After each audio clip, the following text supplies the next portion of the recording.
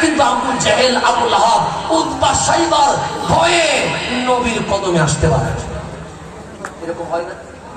MP মন্ত্রীর ভয়ে public কি করতে পারে না, স্বাধীন কথা বলতে হয় কি হয় না?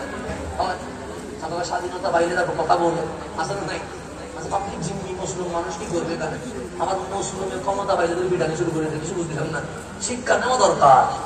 কি নেওয়া দরকার? শিক্ষা জালেম হলে আল্লাহ সব মাফ করে, কিন্তু জুলুম মাফ করে।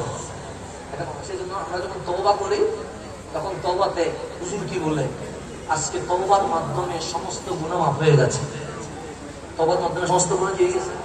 কিন্তু তুমি যদি কারো সম্পদ বিনষ্ট করো, কাউরে যদি কষ্ট দাও, কারো হক যদি মেরে দাও, ওই বান্দা মাফ না করলে হাজার তওবা করলেও কখনো মাফ হবে বান্দা কম মাফ হবে। এমন রাখবে তওবা না করি আমরা রমজানে মাহফিল করি, এক মাস রোজা রাখলে সমস্ত গুনাহ মাফ। কেউ মনে করছে মনে হয় সম্পূর্ণ মাফ করে দিয়েছি, বা জায়গা খাইছি, সম্পদ খাইছি, সমস্যা নাই। না, আল্লাহর হিসাব মাফ করবে, কিন্তু বান্দার হিসাব কখনো মাফ করবে না। মনে রাখবেন, রমজানে মাহফিল শুনে এটা মনে করিয়েন না বাইরের এক হাত যে ঢুকাইবে সেটা মনে মাফ করে দিছে। না না না, এটা মাফ করবে না। কারো যে তাৎপর দিছে এটা মনে মাফ করে দিছে না। কাউকে গালি দিছে এটা মনে মাফ করে দিছে না।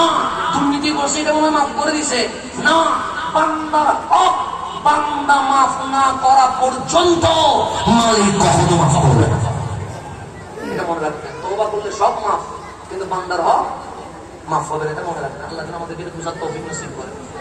আমি ছিলাম কোথায়? নিম্নবিত্ত মধ্যবিত্ত মানুষ নবীর দরবারে আসতে চায়, কিন্তু যাদের হাতে ক্ষমতা ওরা নবীর দরবারে আসতে, তা আমার রাসূল বলেন, মানে গরিব মানুষ মধ্যবিত্তের কি কোনো ভুল আছে?